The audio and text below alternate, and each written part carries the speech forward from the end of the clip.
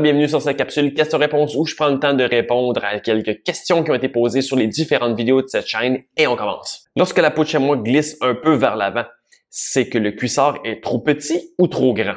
Il peut y avoir d'autres choses que juste la grandeur qui est en jeu, mais disons que si on a à choisir entre les deux, j'aurais tendance à dire que c'est beaucoup plus fréquent que ce soit un cuissard qui est trop grand. Mais au-delà de la grandeur aussi, c'est vraiment quelque chose qu'on voit beaucoup plus souvent. Si vous avez un cuissard, entre autres, sans bretelles, c'est vraiment l'avantage des cuissards avec bretelles qui font que le chameau reste beaucoup plus en place. Après ça, il peut y avoir d'autres facteurs aussi, comme si vous avez beaucoup de déplacement au niveau du bassin, donc beaucoup d'instabilité. Et ça, il peut y avoir vraiment beaucoup de différents facteurs liés à ça. Mais oui, le mouvement constant peut créer un mouvement, dans le fond, au niveau du chamois. Une selle aussi qui serait ajustée avec un angle trop vers le bas, qui fait vraiment que le bassin a tendance à glisser vers l'avant. C'est quelque chose aussi qui peut vraiment encourager le cuissard, dans le fond, le chamois, à se déplacer. Je suis passé d'un groupe GRX 800 à un SRAM Rival AXS sur mon nouveau vélo. Il y a du mieux, il y a du moins bien. Par contre, je préférais largement l'ergonomie des cocottes GRX. Effectivement, dans la capsule où je faisais les comparatifs entre SRAM et Shimano au niveau des leviers sur route, j'ai mis un peu de côté, dans le fond, GRX qui ont vraiment une ergonomie qui est un peu à part des autres. Parce que c'est les seuls leviers vraiment qui sont vraiment designés pour des guidons de gravel bike avec justement de l'évasement au niveau du guidon, comme on appelle souvent du flare. Parce qu'au niveau des mains, l'appui, surtout externe, est beaucoup moins carré et beaucoup plus arrondi, qui permet vraiment que quand les leviers vont être un peu plus à un angle, d'être beaucoup plus confortable, surtout par rapport à SRAM qui est très carré, qui finalement, quand on donne un angle avec vraiment le guidon qui va avoir du flare, on peut souvent se ramasser avec justement une ergonomie qui est beaucoup moins optimale, avec souvent ce coin-là qui est plus appuyé dans la paume de la main. Donc pour moi, oui, les leviers GRX, si vous avez un guidon de gravel avec de l'évasement, c'est de loin ceux qui vont être le plus adaptés pour ce type de guidon. Je possède des selles Specialized Power sur mes vélos et je me demandais concernant l'inclinaison de ces selles, ce qui était préconisé. Certains disent qu'il faut prendre le niveau entre le bec et l'arrière de la selle et d'autres seulement sur le premier tiers. Qu'en penses-tu? Donc pour moi, à peu près comme n'importe quoi, il n'y a pas une seule façon qui est vraiment la meilleure pour tout le monde. C'est toujours très variable, surtout quand on a une selle, un peu comme cet exemple ici que j'ai, qui est très, dans le fond, ondulée sur sa courbe longitudinale.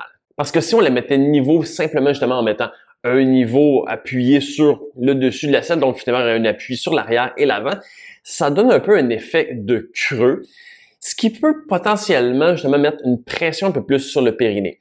Par contre, ça va vraiment mettre très très bon appui au niveau des ischions et souvent beaucoup stabiliser le bassin en place, en plus de justement moins faire basculer la masse vers l'avant.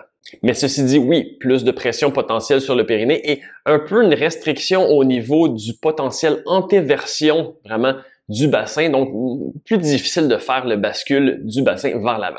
En contrepartie, si on prend plus la partie centrale ou vers l'avant pour elle la mettre de niveau, on a un angle général qui est plus vers le bas, donc oui, ça enlève potentiellement beaucoup plus de pression sur le périnée, mais on peut, à l'inverse, se ramasser avec une dynamique où le bassin va avoir tendance à migrer ou glisser vers l'avant et potentiellement justement créer aussi plus d'instabilité au niveau du bassin et aussi que le bassin finalement il glisse et plutôt qu'avoir les appuis des ischions un peu au bon endroit, plus vers l'arrière, on a tendance à glisser, plus avoir l'appui principal sur le devant de la selle et toujours être en train de bouger ou quoi que ce soit, ou vraiment d'être instable ou avec un appui vraiment plus concentré sur le devant qui peut amener des plus hautes pressions. Donc pour moi, il n'y a pas une question d'angle préconisé, vraiment de meilleur angle pour tous. C'est vraiment variable en fonction des préférences et dans le fond des besoins spécifiques à chaque cycliste. Sur la capsule où j'analyse les différences entre les leviers SRAM et Shimano. Et Kampa alors, surtout la dernière version, c'est nul ce comparatif.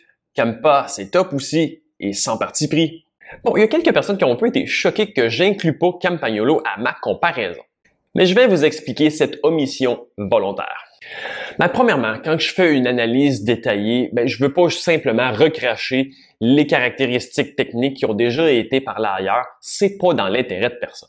Tout produit dont je fais la revue se fait à la suite d'une analyse approfondie et d'un test à long terme. Au cours des dernières années, j'ai fait beaucoup de kilomètres sur SRAM et Shimano, mais malheureusement pas Campi. C'est pas que je veux pas, ça a juste pas à donner. Donc juste donner de l'information un peu en surface je pense pas que c'est quelque chose qui est très bon pour personne.